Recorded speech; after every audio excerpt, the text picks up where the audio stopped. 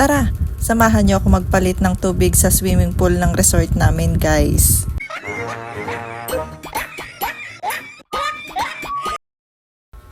Ito nga palang tubig nito, guys, ay 4 days na.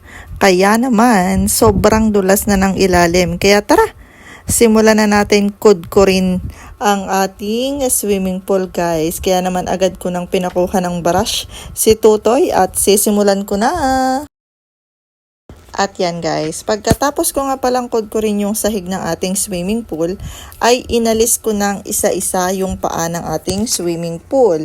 Okay, at take note, guys, yung 4 na paa lang yung tatanggalin natin, yung 2 sa unahan at yung 2 sa gitna para mabilis bumaba yung tubig. Okay, wag nyo lang siyang mamadaliin, guys. Okay, dahan-dahan lang para hindi mabutas yung ating swimming pool.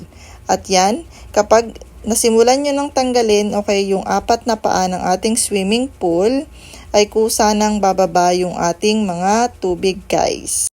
Alright, medyo mahigpit nga pala, guys. Okay, medyo mahirap siya tanggalin. Kaya dahan-dahan lang siya kasi baka mabutas yung ating swimming pool. Yan.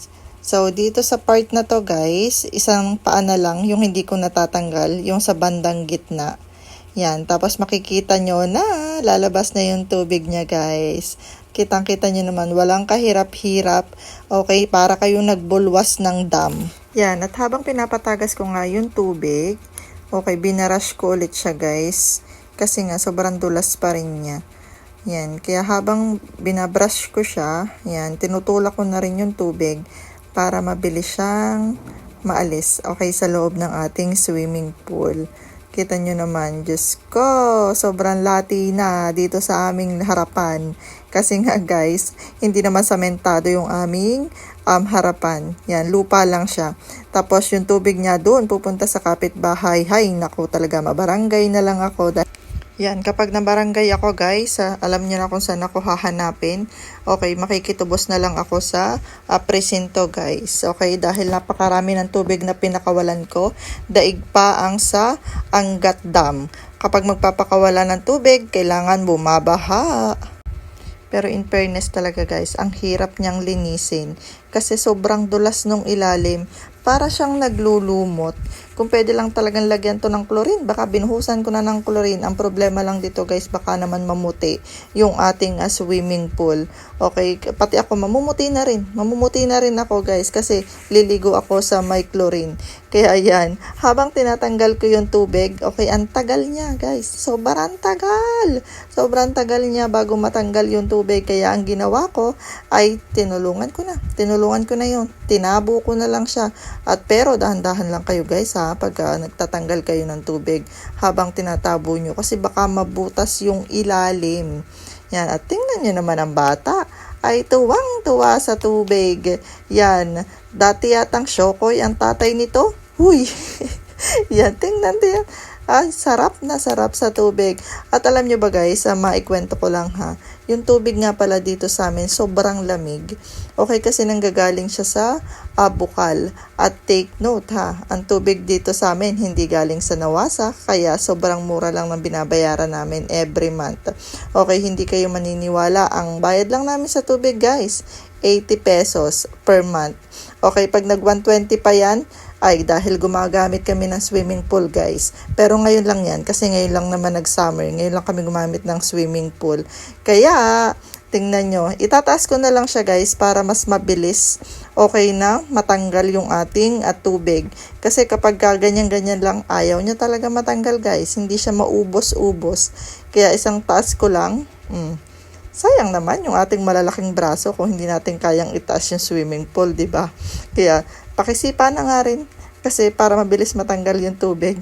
Kasi tingnan nyo, guys, itinaas ko siya pero hindi naman siya natanggal yung tubig. Kaya kailangan ko pang sipain para lang matanggal yung tubig niya, guys.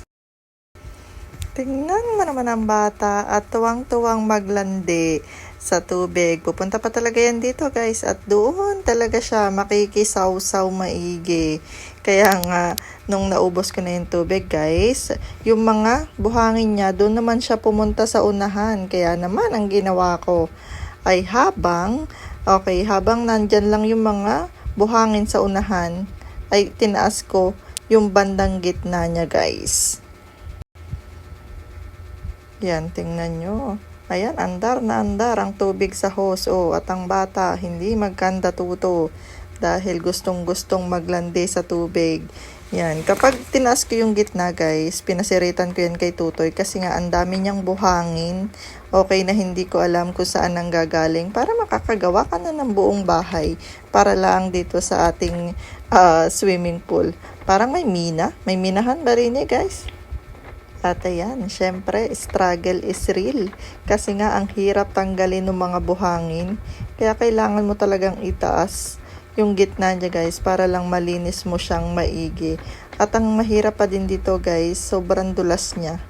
Yan, madulas pa rin yung ating swimming pool. Kaya kailangan talagang linis na linis bago mo siya lagdagan ng tubig. Ayan, at dahil malinis na siya, guys, ay ibalik na natin isa-isa ang kanyang mga paa para naman malagyan na natin ng tubig. Yan, dahan-dahan. At dito paglalagay nga pala ng paa, guys, kailangan nakapantay siya.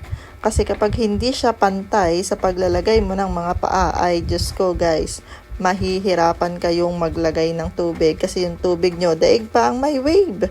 Okay, hindi pantay, di paano gayon? Kaya ang gagawin nyo ay di pantayin. Siyempre, anong gagawin? Di maigi pang sipatin mong maigi hanggang pumantay yan. Okay, at kapag nailagay mo na lahat ng paa, yan na yung time na maglalagay tayo ng tubig.